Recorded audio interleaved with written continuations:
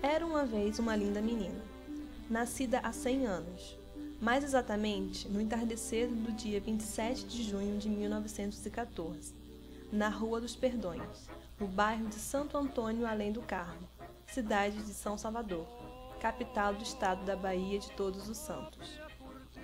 A menina recebeu o nome de Nair, muito em voga na época em decorrência da divulgação, pela imprensa, do casamento da primeira-dama do país, Nair de Tefé, no ano anterior, 1913, com o presidente da República, Marechal Hermes da Fonseca. Era um nome bastante alvissareiro do futuro desta linda menina, de olhos escuros, vivos e brilhantes. De origem árabe, o nome Nair significa estrela brilhante e luminosa. Uma estrela destinada a trazer luz e brilhar no seio da família, no trabalho e entre a infinidade de amigos que fará ao longo dos seus 100 anos. 1914, um ano marcante, sinalizando o fim do sonho Belle Époque.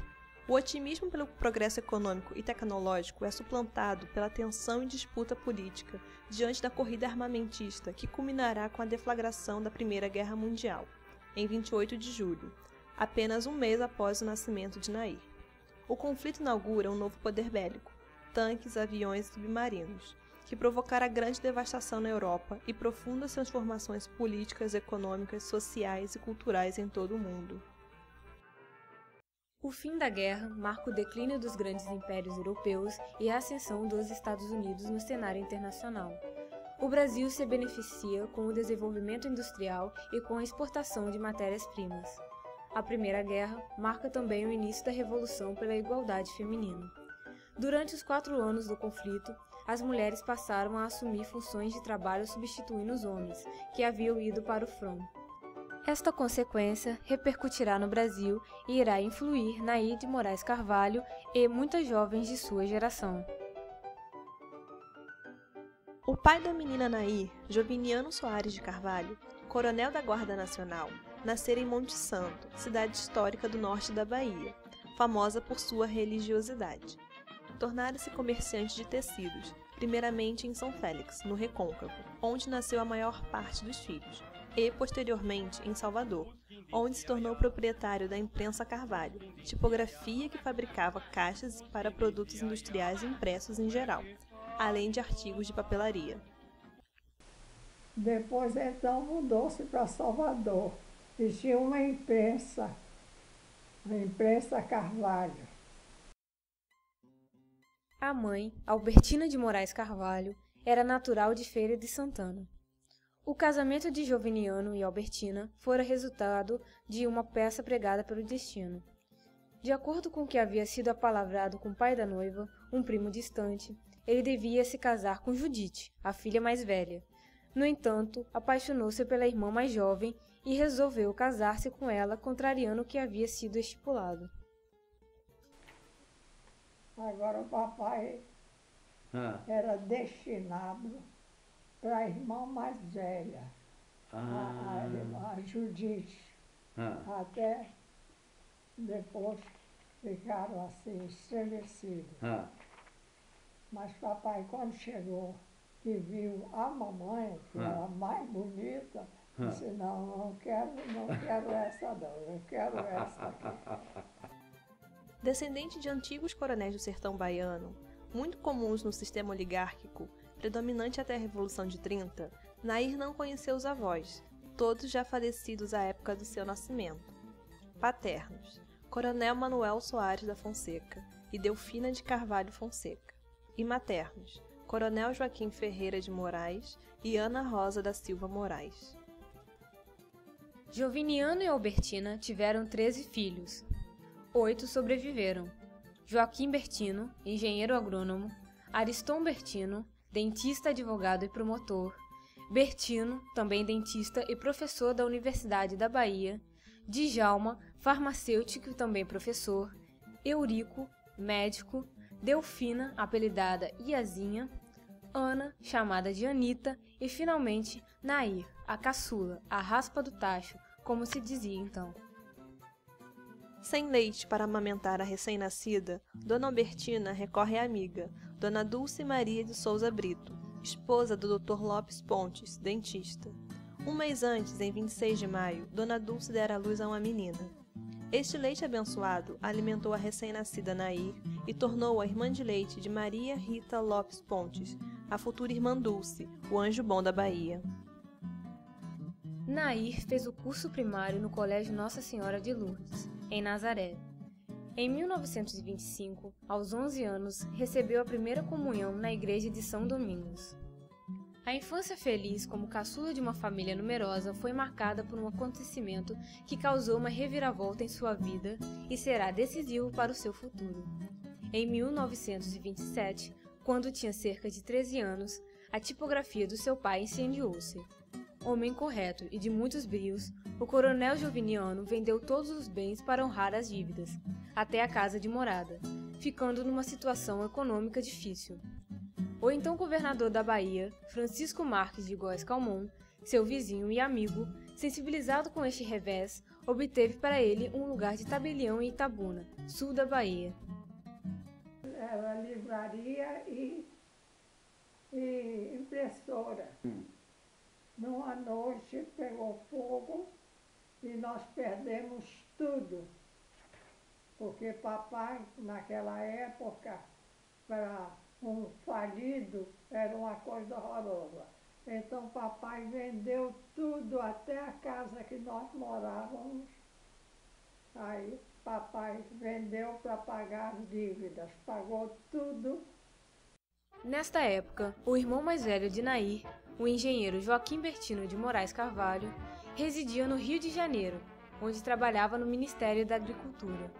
Preocupado com a educação das irmãs, Bertino pede ao pai para enviá-las ao Rio de Janeiro, onde estudariam sob sua proteção. O coronel Joviniano consente, mas impõe uma condição. As duas deveriam ficar juntas. Isto era um problema, pois Ana de Moraes Carvalho tinha 20 anos e iria concluir os estudos em Química Industrial, ao passo que Nair, com quase 14 anos, cursava ainda o secundário. Trabalhava no Rio. Então pediu ao papai para nós irmos morar com ele, porque ele morava sozinho. E a condição que papai deu foi que as duas ficassem juntas, minha irmã e eu. O impasse foi resolvido pela diretora do British American School, a educadora inglesa Miss Margaret Coney. Nair seria aceita como aluna interna, passando a morar no alojamento com os outros alunos, e Ana seria acolhida como pensionista e moraria no mesmo prédio da escola com a professora de inglês, Fanny Cohen. E o Sacré-Cœur de Marie, todo o colégio de freira, não aceitava. Então, o meu irmão foi jantar em casa de um amigo, um inglês, que morava na Avenida Atlântica, e o senhor disse a ele, mas por que não, você não vai falar com Miss Coney, ligou do British American School. O British American School, depois da Revolução de 30, colégio anglo-americano, fora fundado 9 anos antes por Miss Coney e ocupava vários prédios na praia de Botafogo, inclusive o palacete que pertencera ao Barão de Alegrete. Era uma das escolas mais modernas e progressistas da época, procurada por alunos de todos os estados. Em sua turma, Nair teve colegas do Ceará, Maranhão, Minas Gerais, Pará e Pernambuco. As turmas eram mistas, ou seja, sem separação por sexos. O ensino era leigo e recebia alunos de todas as religiões.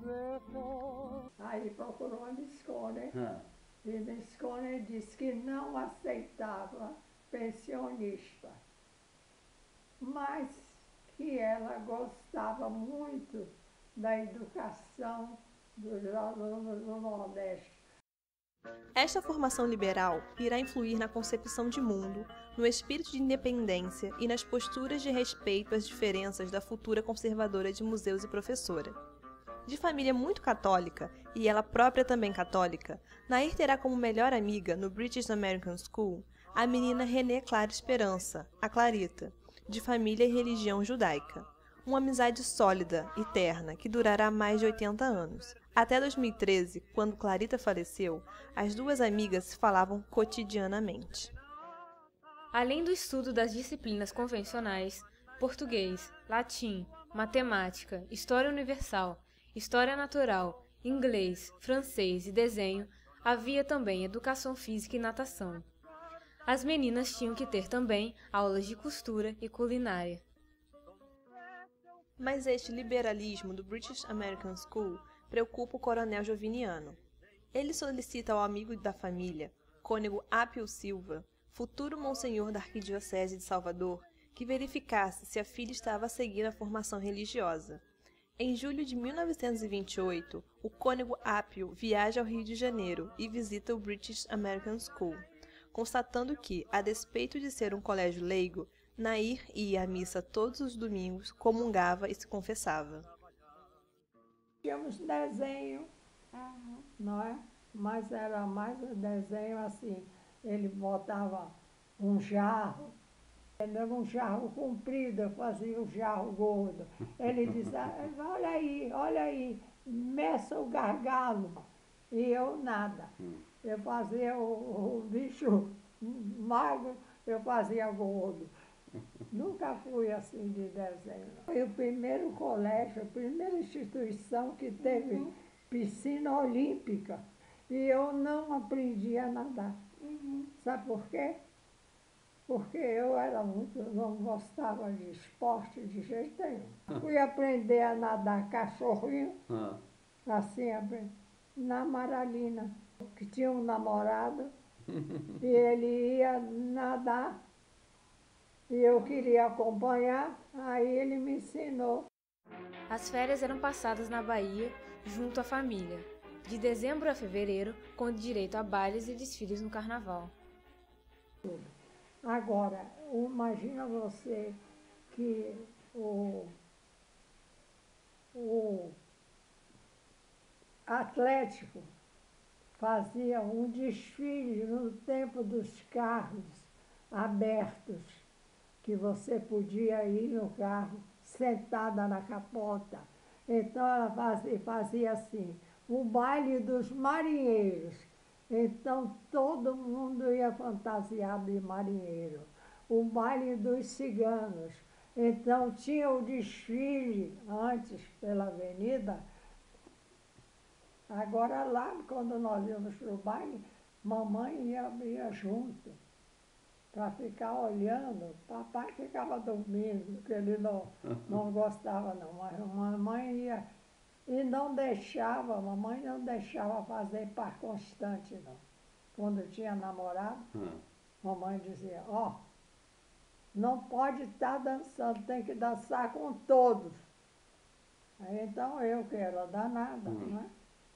Eu fazia o seguinte, dançava uma com o que ficava sentada, 2, 3, dançava outra vez com o mesmo, e assim ia. Em 1932, após 5 anos de estudos no Colégio Anglo-Americano, já com 18 anos, Nair conclui o curso secundário e retorna à Bahia, morando por 2 anos com os pais em Itabuna. A irmã mais velha, Delfina, estava prestes a se casar, e Nair deveria aprender a bordar para ajudar no enxoval. No entanto, ao contrário da grande maioria dos jovens de 18 e 20 anos na época, Nair não pensava em se casar, queria continuar os estudos e também trabalhar. Uma aspiração que começava a crescer junto aos jovens de sua idade. Aí eu fui para o colégio de freiras para aprender a bordar, porque as minhas amigas todas estavam noivas, fazendo os enxovais. Aí eu fazia da minha irmã, que estava mais ou menos assim... Noiva. Aí eu fiz para ela. Por volta de 1934 e 35, retorna ao Rio de Janeiro. Vai morar com o irmão Joaquim Bertino, que neste meio tempo havia se casado e residia na Tijuca. Por intermédio da amiga Celuta de Anecan Gomes, funcionária da Biblioteca Nacional, Nair ingressa no curso de biblioteconomia oferecido nesta instituição, levando consigo a amiga do British School, Clarita Esperança. O irmão Bertino apoia totalmente. Para ele, a biblioteconomia possibilitaria boas chances de trabalho. Entretanto, o destino de Nair não estava na biblioteconomia. Celuta Gomes havia cursado a primeira turma do curso de museus e percebeu, logo no início, que a amiga iria se interessar mais pelas aulas do Museu Histórico Nacional. Numa tarde, Celuta leva Nair para assistir às aulas do curso de museus e ela se encanta pelas disciplinas. Daí eu fazer o curso do museu, porque o da biblioteca você não pode ler. Você pega o livro, se interessa, mas não pode, porque senão não ficha. Eu me queixando da Celuta Gomes, que era bibliotecária, e era minha amiga, era filha de um grande amigo do Bertino, Cassiano Gomes. Aí a Celuta me disse, o que você gosta do museu? Nair não queria magoar o irmão Bertino, que não via os museus como um campo promissor de trabalho, mas também não queria ir contra sua própria vontade. Seu temperamento determinado e voluntarioso manifesta-se fortemente e ela decide conciliar os dois cursos. Com cuidado e sem provocar atritos, ela consegue convencer o irmão. Felizmente, as matrículas ainda não haviam sido encaminhadas ao Ministério da Educação, e o nome de Nair pôde ser acrescentado, no último momento, pelo professor João Angione Costa, então secretário do curso de museus. Aí eu disse ao doutor Angione, ouviu que eu queria fazer o curso, assistir às aulas primeiro. Primeiro o doutor Barroso, depois do Pedro Calmon, que também, depois do Menezes de Oliva, que era também, eles davam as aulas muito movimentadas, muito boas. Então, eu fiquei encantada. Era muito interessante. E eles eram brilhantes, não é? O doutor Calmon também era brilhante. O Oliva também ele fazia uma cena, ele também história da arte brasileira, ele dava com muita graça, era ótimo. Todos eles não tinham assim ar de professor, de distanciamento do aluno. Agora eram rigorosos. A despeito da dupla jornada de estudos, de manhã na Biblioteca Nacional e à tarde no Museu Histórico Nacional, Nair se divertia e levava uma vida normal. Como toda jovem dos anos 30 e 40, interessava-se pelo cinema e deixou-se influenciar pelo visual hollywoodiano e pela cultura norte-americana. Aí eu saía do museu e ia para a Cinelândia, que tinha cinema para a semana inteira. Então eu via tudo. Eu gostava de filme de mocinho, de detetive, romance, tudo. E quando saía, tomava o bonde na esquina do Odeon. Eu só andava de bonde. E era ótimo, porque eu lia o jornal, fazia a palavra cruzada, lia o Globo todo. O sonho americano de trabalho e emancipação não a impedia de acompanhar a efervescente política do Estado Novo. A partir de uma fala de Plínio Salgado, num grande comício integralista, no Teatro João Caetano, em outubro de 1936, Nair posicionou-se firmemente contra o integralismo. Eu tinha horror ao Plínio Salgado.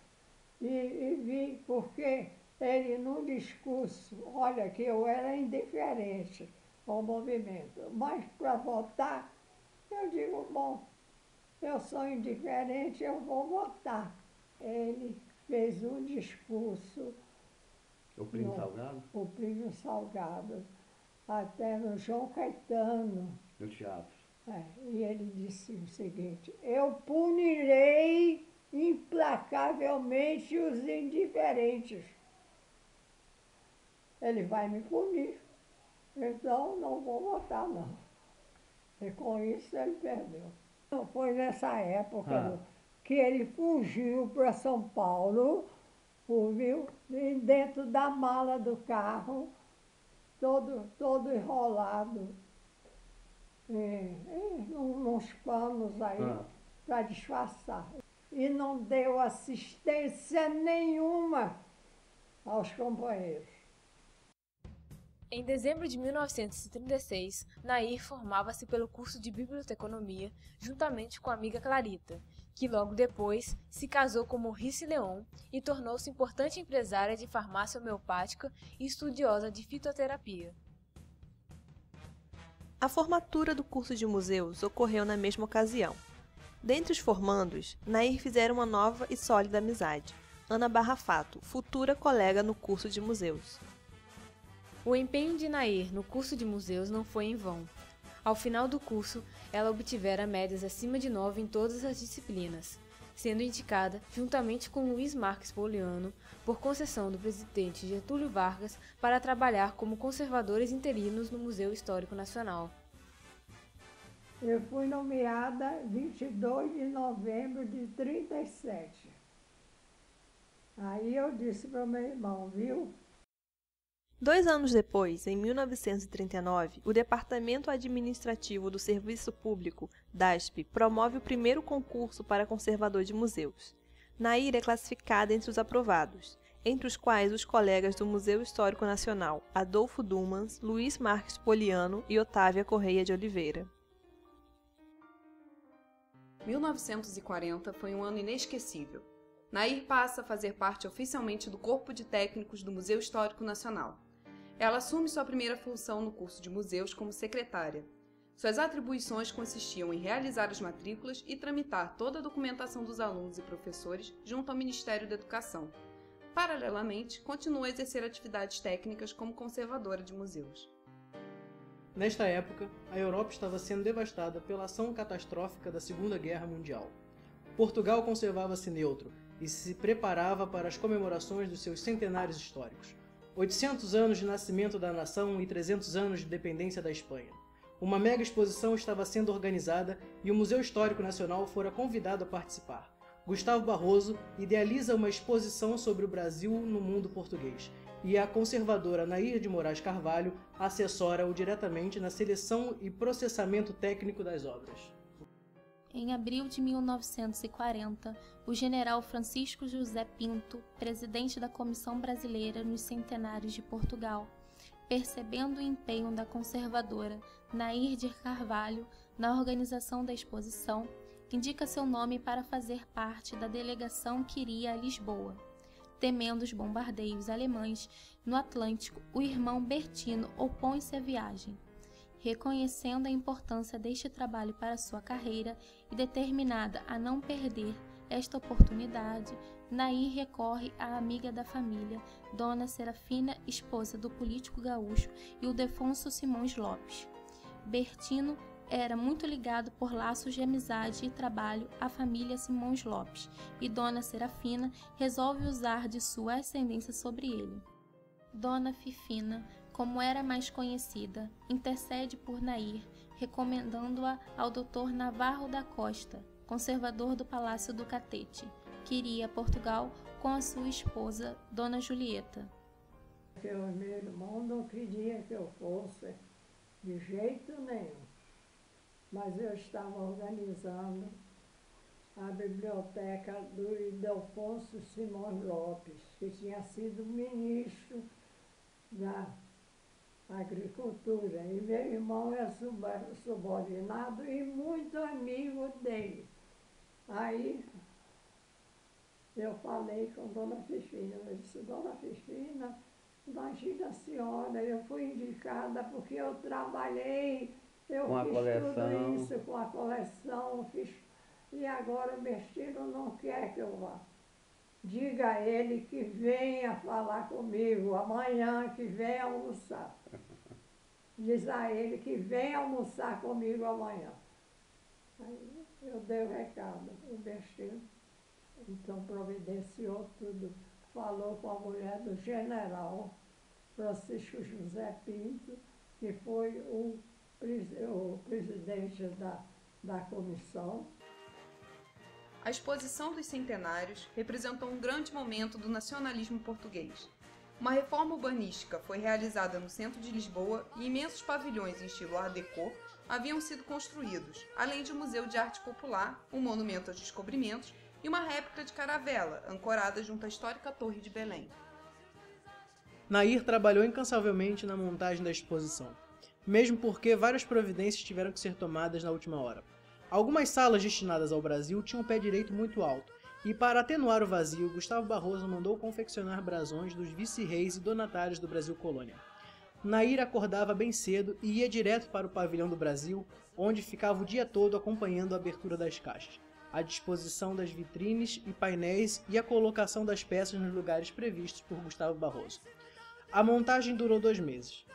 A 27 de julho de 1940, foi inaugurada a Exposição Histórica do Brasil com a presença do chefe de Estado do governo português, Oscar Carmona, e do presidente de Conselho de Ministros, Oliveira Salazar.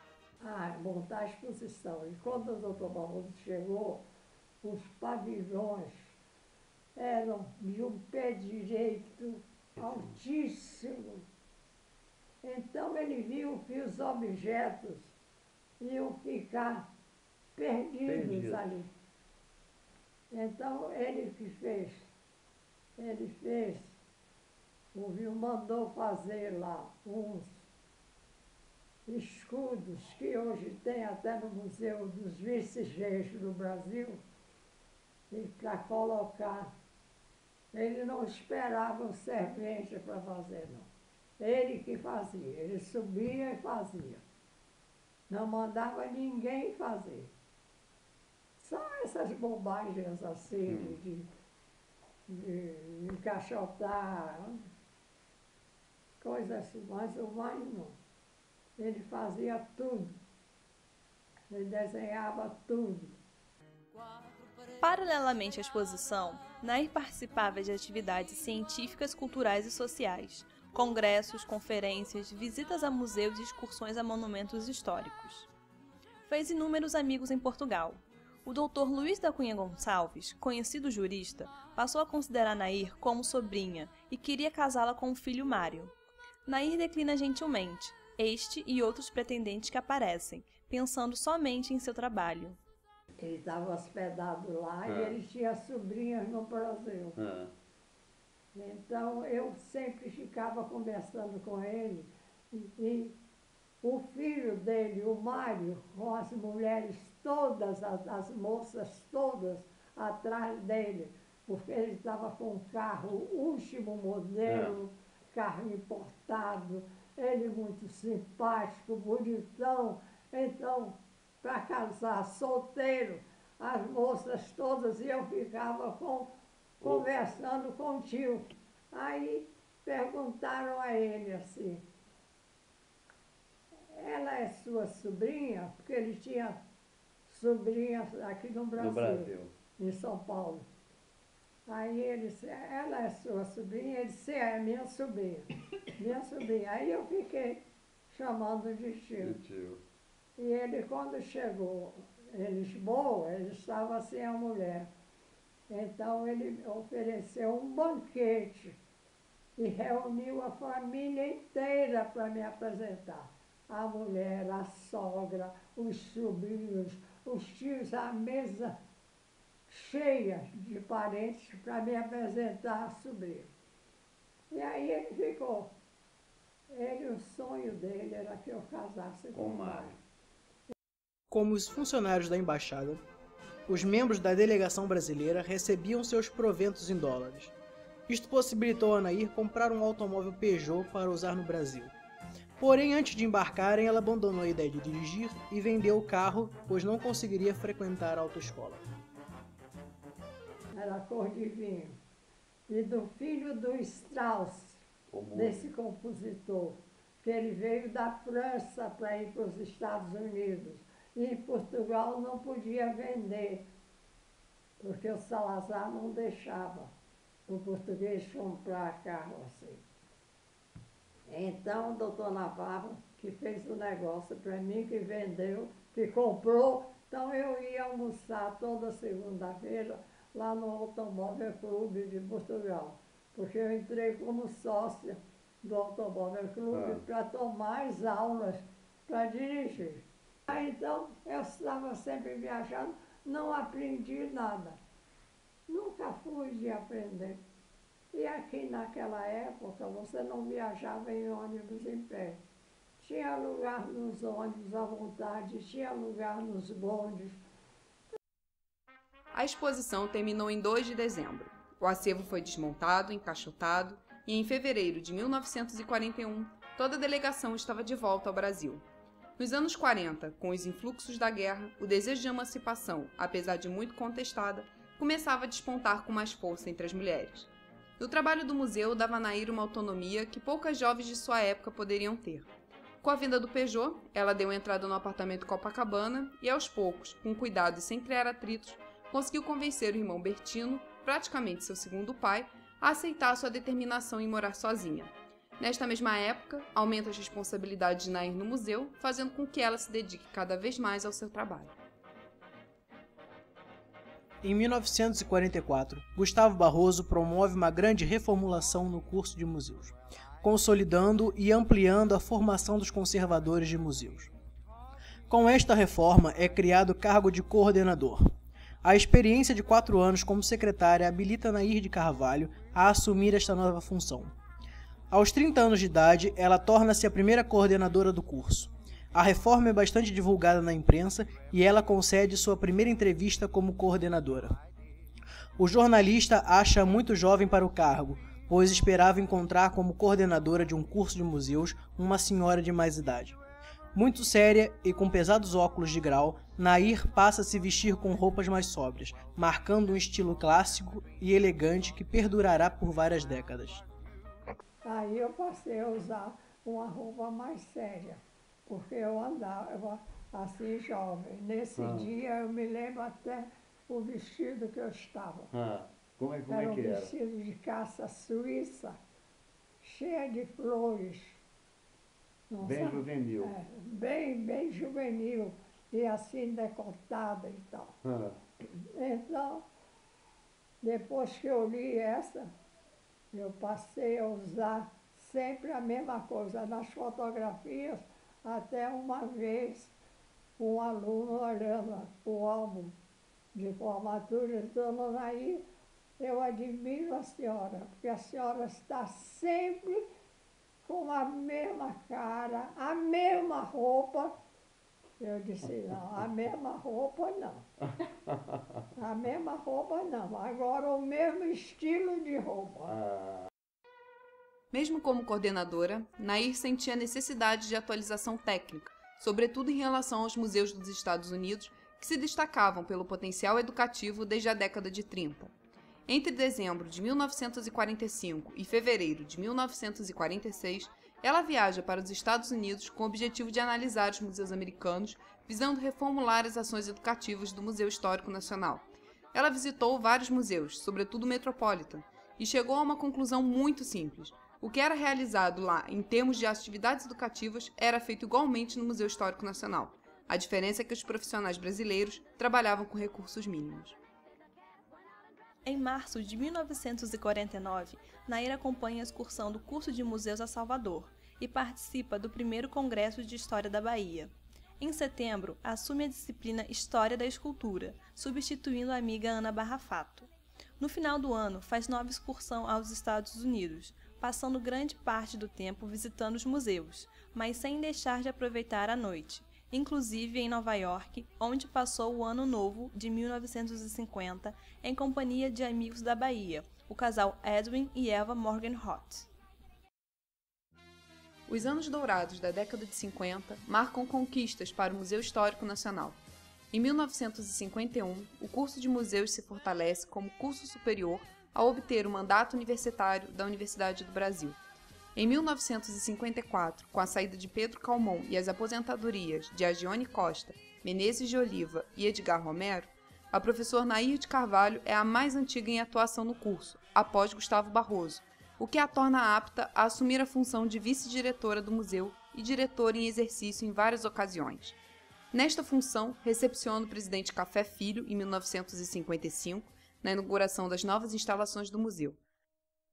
A partir de 1956 e até 1968, Nair foi representante do Museu Histórico Nacional junto ao Conselho de Fiscalização das Expedições Artísticas e Científicas do Brasil.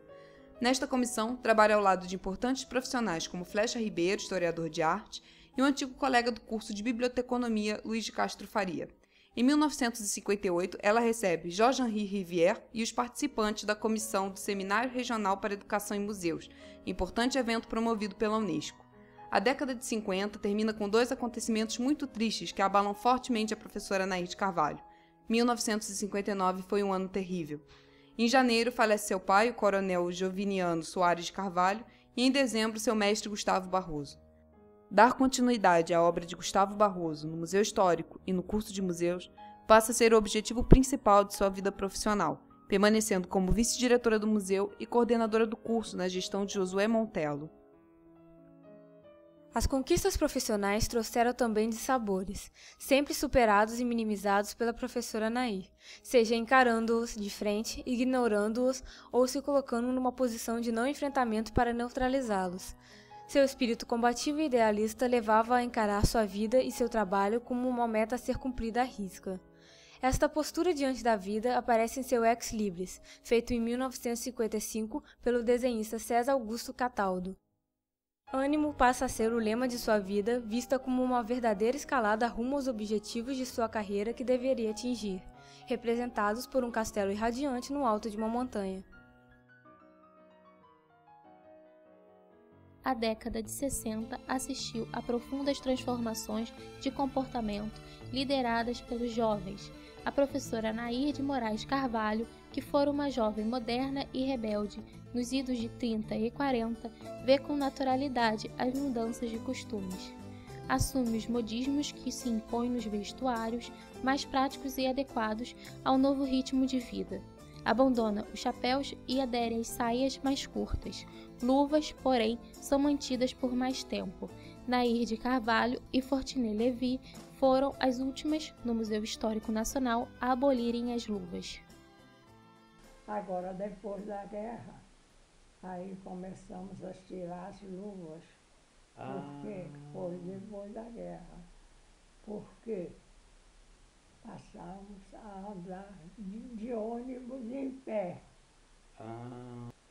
Agora, depois da guerra, quando eu voltei de Portugal, aí você já tinha que viajar de pé. Tinha filas para pegar o ônibus. E depois você tinha que se segurar. E as luvas ficavam sujas. As duas funcionárias do museu que usaram luvas até o final, Fortuné Levi e eu. A supressão das luvas é um gesto simbólico, mas que materializa todo um período de transformações necessárias também em relação ao curso de museus. Em 1966, ainda na qualidade de coordenadora, a professora Nair de Carvalho preside a comissão que elabora, 22 anos após a reforma de 44, uma nova reforma curricular. O curso de museus passa a ser estruturado por departamentos: técnica de museus, história do Brasil, história da arte e antropologia. É criada a disciplina de metodologia da pesquisa e o título de museólogo e não o de conservador passa a constar nos diplomas dos formandos. Em março de 1967, a professora Nair de Carvalho diverge do diretor Josué Montello na indicação de um professor. Ferida em seus brios, ela solicita ao ministro da Educação, Tarso Dutra, sua exoneração do cargo de coordenadora e sua aposentadoria do museu. Continua, porém, sua atuação como professora, apoiando as realizações do diretório acadêmico, inclusive a criação do Centro de Estudos Museológicos, em outubro de 1967, quando é homenageada pelos alunos. Emocionada, ela responde com breves, mas significativas palavras. O maior prêmio que um professor pode almejar no momento que se afasta da direção de uma escola é o reconhecimento dos alunos pelos serviços que, honestamente, lhe prestou.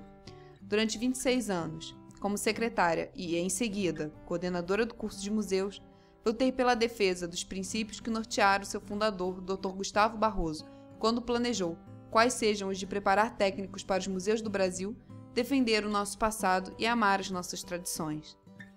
Se em alguma ocasião aparentei inflexibilidade por irrestrita submissão a esses princípios, assim o fiz por excesso de amor a esta casa, na qual entrei na minha mocidade, com pouco mais de 20 anos, cheia de idealismo e entusiasmo, sentimentos que não envelheceram neste outono de minha vida.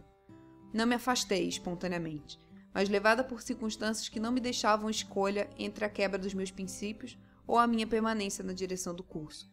Agradecendo, comovida, ouso fazer-lhes um pedido. Usem a fórmula mágica da juventude para, esquecendo os meus erros, aceitarem o meu exemplo de amor a esta casa, como uma diretriz que os orientará no futuro. Sem o suporte administrativo, incansável e organizado da professora Nair de Moraes Carvalho, Josué Montelo deixa a direção. Nomeado em seu lugar, o comandante Léo Fonseca Silva promove uma série de medidas visando a modernização do museu e do curso. Apoia jovens museólogos como Alta Barreto, Célia Seabra, Maria de Fátima Castro Neves, Márcia Silveira Bibiani e Julieta Sabrito, que revitalizam as ações técnicas e educativas do museu. Nesta mesma época, Fonseca Silva dá os primeiros passos no sentido de transferir o curso de museus para a universidade. Oficial da Marinha, o comandante Léo introduziu algumas normas militares entre os funcionários, como a exigência dos alunos, técnicos e professores se levantarem diante dele. A professora Nair de Moraes Carvalho é a única a ignorar esta disposição. Ele fazia todo mundo se levantar. Ele dava com bastão de comando e quando ele entrava na sala, os funcionários todos se levantavam. Até Geni, coitada, já velha. E ele comigo nunca me levantava. Noutra ocasião, por volta de 1969-70, a professora Nair de Carvalho posiciona-se contra a direção em apoio aos alunos. Com o objetivo de angariar recursos para o curso, o comandante Léo determina a cobrança de uma taxa de matrícula, mesmo sabendo que, pelo regimento do curso, a matrícula era gratuita. Os alunos que estavam em débito tiveram seus nomes expostos no quadro de avisos. A professora Nair fica indignada com tal ato, que causava constrangimento aos alunos, e retira a relação dos nomes do painel. Avisado pela secretária Irene Brolo, e admirando a coragem de Dona Nair, sua antiga professora, o comandante Léo silencia-se e põe fim à questão. Quando o Léo foi diretor, aí ele voltou a cobrar. Ouviu? Aí... Mas não ia para o museu, né? Vem cá. Aí eu cheguei lá, por conta dela, ele cobrava R$50. E ele botou no papel lá, alunos que não pagaram, e a relação dos alunos que não pagaram R$50. Quer dizer, eu estava naquele dia dos meus azeites, que todo mundo tem, não é? E quando eu vi aqueles alunos que não pagaram, eu digo, eles não têm que pagar nada. Aí eu tirei o papel e fui para a secretária. Eu disse, Dona Irene, olha aqui, esses alunos não têm que pagar nada. Agora, eu não acho justo botar aí ela, mas a senhora não podia tirar. Eu achei que era uma coisa absurda, que os alunos não têm que pagar, ficarem como caloteiros, e depois essa taxa, quem recebeu fui eu, e eu não acho justo, porque isso também me atinge, porque eu recebi essa taxa. Aí ela pegou no papel e foi lá. Aí, mas ela perdeu, foi falar com o comandante Léo e parou de cobrar. Não cobrou mais nada e não parou. E comigo ele era assim. Os anos 70 trazem novas e mais profundas transformações, tanto comportamentais, com os movimentos de contracultura, quanto no curso de museus, como uma verdadeira reformulação curricular, trazendo novas concepções de museus, museologia e patrimônio. Lideram esta reforma professores das gerações mais jovens, como a ex-aluna Teresa Muleta Scheine, que reformula a técnica de museus e implanta novas disciplinas de museologia e museografia. Solange Godoy promove exposições experimentais com os alunos, origem das futuras exposições curriculares. Paralelamente à docência de História da Escultura, a professora Nair de Carvalho continua a contribuir com o curso, desempenhando sua última função administrativa como chefe do Departamento de História da Arte, de 1974 a 1977, quando solicita sua aposentadoria como professora. Por ocasião da formatura da turma de 1977, ela recebe emocionante homenagem dos alunos. Nair percebera que sua missão havia sido cumprida e ela se sentia plenamente realizada. Dedicara-se por longos 40 anos ao Museu Histórico Nacional e ao curso de museus. Tornara realidade seus sonhos juvenis de independência e trabalho, consolidando-os na maturidade. Sem suscitar conflitos com a família, com os amigos e colegas, Nair conseguira uma grande proeza. Questionara sem alardes, silenciosa e firmemente, os costumes impostos às mulheres de sua geração, e conseguira viver e trabalhar conforme sua vontade, agindo sempre de acordo com sua consciência, seus princípios e sua visão de mundo. A aposentadoria permitiu-lhe uma dedicação maior a algo que sempre valorizara e tivera em alta conta, a família e os amigos. Nair sempre fora muito leal aos familiares e às amizades que fizera ao longo da vida. A professora Nair de Moraes Carvalho, ou Dona Nair de Moraes Carvalho, ou ainda Nairzinha, como é chamada carinhosamente por muitos, sempre independente e voluntariosa, opondo-se aos insistentes pedidos da família e dos amigos, aos 100 anos de idade persiste em morar sozinha no apartamento de Copacabana, onde reside há 70 anos, no mesmo apartamento adquirido em 1943 com seu trabalho. Nele recebe cotidianamente os antigos amigos que ela faz questão de preservar, bem como os novos amigos que ela multiplica. Os laços afetivos com suas origens são sempre preservados, e ela viaja todo ano para sua cidade natal, Salvador, onde é acarinhada por uma multidão de sobrinhos, sobrinhos netos, sobrinhos bisnetos e amigos, muitos amigos. Os laços afetivos com o Museu Histórico Nacional e com o curso de museologia são igualmente mantidos e cultivados. Sempre que pode, ela prestigia as exposições do museu e os eventos da Escola de Museologia, tornando-se colaboradora e incentivadora do Núcleo de Memória da Museologia no Brasil. Em novembro de 2006, aos 92 anos de idade, por ocasião da entrega da Medalha do Mérito Cultural, concedida à Escola de Museologia como decana de toda a classe, a professora Nair de Carvalho representou todas as gerações de diretores, professores e alunos, recebendo a comenda das mãos do presidente Luiz Inácio Lula da Silva. Como uma estrela brilhante e luminosa, sugestivo significado de seu nome, Nair continua trazendo luz ao seu redor. Nos seus olhos que viram tantas transformações no Brasil e no mundo nestes 100 anos, ora melancólicos, ora cheios de ânimo, brilha uma luz que vem de dentro e é fruto de uma tenacidade e de uma vontade indômita.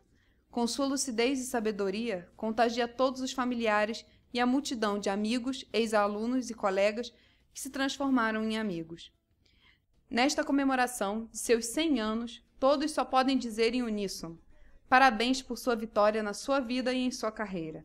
Receba a gratidão e o reconhecimento de todos pela fidelidade e lealdade aos seus princípios, ao seu trabalho, à sua família e aos seus amigos. Obrigado por tudo que construiu no Museu Histórico Nacional e no curso de museus. Obrigado por seu legado de trabalho à museologia no Brasil. Parabéns, muito obrigado.